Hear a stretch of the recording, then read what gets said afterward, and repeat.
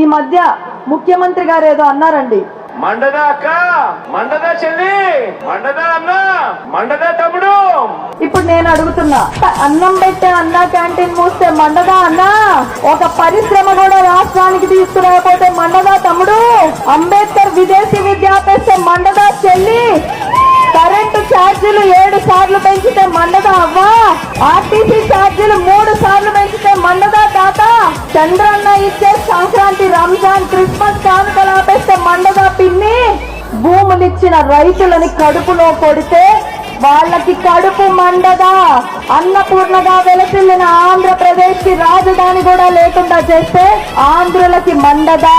రోజుకి 18 గంటలు మన రాష్ట్రం కోసం కష్టపడి ఇంతమంది యువత భవిష్యత్తు కోసం నిరంతరం తపన పడే నాయకుడు చంద్రబాబు నాయుడు గారిని 53 రోజులు అన్యాయంగా జైల్లో వేస్తే మాకు మండదా?